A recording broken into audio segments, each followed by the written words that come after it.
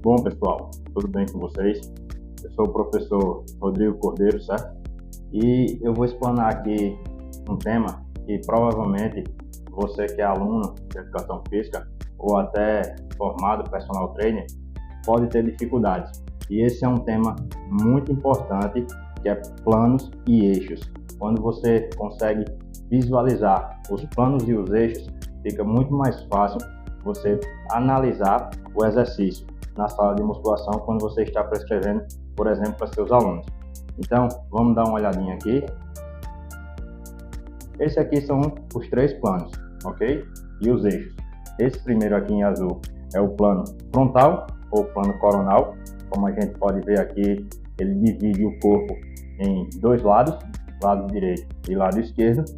Esse em vermelho aqui é o plano sagital, que divide o corpo em antero posterior, então a parte da frente e a parte de trás. E esse aqui em verde é o plano transverso, que divide o corpo em superior e inferior.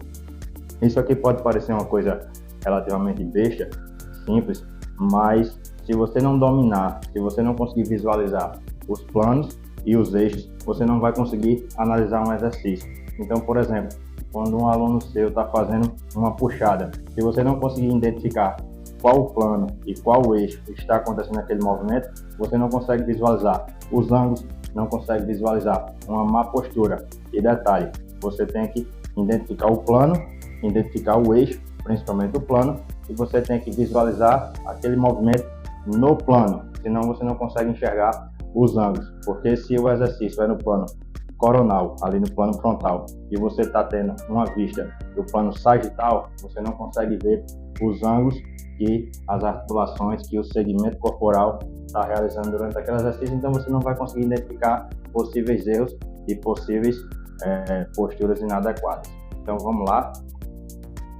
Plano, aqui é uma tabela bem simples. O plano frontal, como eu mencionei, divide o corpo ali em direita e esquerda, que é esse em azul. E o plano frontal, assim como os outros, tem um eixo, e o eixo é látero-lateral. Ou seja, percebe que como aqui, ó, divide em lado direito e esquerdo, o eixo ele é perpendicular ao plano. Então, se você está vendo aqui o plano frontal, que divide o corpo em lado direito e lado esquerdo, vai depender de como você estiver vendo, o eixo ele é látero-lateral, como a gente pode ver aqui, ou seja, o eixo ele é perpendicular ao plano. E qual o movimento que acontece? O movimento de flexão e extensão, certo? Por exemplo, mais à frente eu vou mostrar exercício, um exemplo para cada plano. Então, divide em lado direito e esquerdo, e o eixo ele é perpendicular. Então, é um eixo que o movimento é aqui, ó. O movimento ele acontece em torno do eixo. Então, é um movimento de flexão ou extensão. Então, como é que você consegue visualizar? Vou mostrar mais à frente nos exercícios. Plano sagital, divide o corpo em antero-posterior. E qual o eixo? Desculpa, divide o corpo em anterior e posterior. E o eixo é o eixo antero-posterior, que é justamente aqui, ó. Percebe que divide o corpo em anterior e posterior. Então, o eixo ele é perpendicular. Então, é movimento de adução e abdução. Você pode estar pensando que é movimento de rotação, mas não. O movimento de rotação ocorre justamente aqui no plano transverso. Então, divide o corpo em lado anterior e lado posterior, e o eixo ele é perpendicular. Então, é movimento de abdução e adução. E o terceiro plano é o plano transverso, que divide o corpo em superior e inferior. E qual o eixo? Crânio caudal. Percebe aqui, ó, nesse verdinho aqui? Então, percebe que divide o corpo em superior e inferior. E o eixo, ele é sempre perpendicular.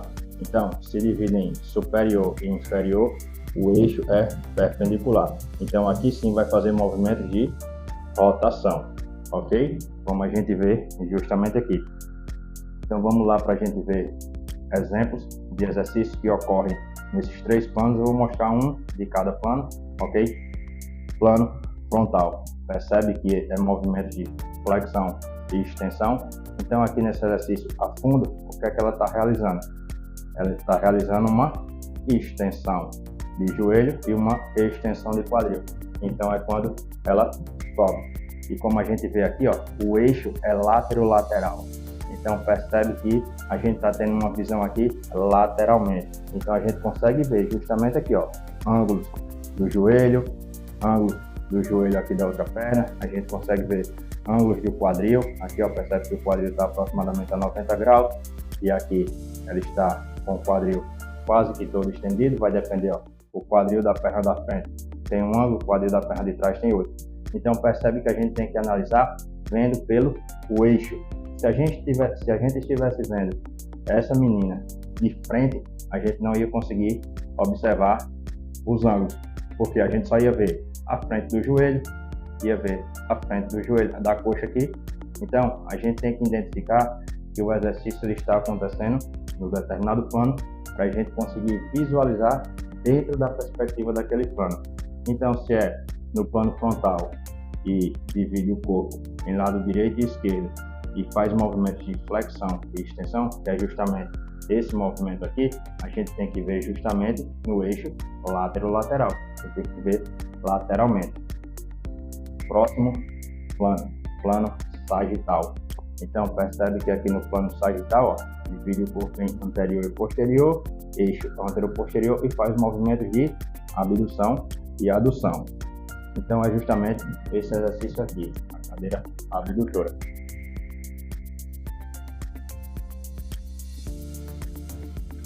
Percebe que esse exercício aí é uma abdução de quadril. Aqui não está muito bem, mas aqui a gente tem que visualizar de frente, certo? Então, se é plano sagital, anterior ou posterior, a gente tem que estar vendo de frente, aqui como na imagem vermelha. Então, quando a gente está vendo de frente, a gente consegue visualizar o quanto ela abduz e o quanto ela aduz. Aqui a gente está vendo um pouco em diagonal, mas foi porque eu só consegui essa imagem dessa aluna dessa forma, mas tem que ser visualizado de frente. Quando a gente visualiza de frente, a gente consegue ver, por exemplo, uma abdução de ombros. Você visualizando de frente, dentro do plano, você consegue ver o quanto o meu ombro ele abduz. Agora, se você estiver vendo, por exemplo, de lado, você não consegue ver, ok? Então a gente tem que ver no plano. E o último plano, que é o plano transversal, divide em superior e inferior, eixo crânio caudal, movimento de rotações. Esse aqui é o plano transverso. A gente vai ver aqui a rotação aonde? A rotação aqui no tornozelo. Aqui faz movimentos de flexão e extensão de joelho, flexão e extensão de quadril, mas a gente teria que observar os movimentos de flexão aqui, ó, no plano frontal. Então percebe que essa imagem está um pouco em diagonal, mas é como se tivesse um eixo aqui, ó, de cima para baixo, descendo no tornozelo, e percebe que o pé ele rotaciona um pouquinho para fora, é porque ele está rotacionando dentro ao redor de um eixo, certo? Em torno de um eixo. Então esqueça aqui flexão, extensão de quadril e joelho. A gente vai ver aqui a questão da rotação no tornozelo, ok? Então eixo crânio caudal é como se o pé dela está no chão, então é como se viesse um eixo de cima para baixo, perpendicular, e quando ela rotaciona, esse movimento de rotação ocorre no plano transverso. Então, pessoal, é basicamente isso.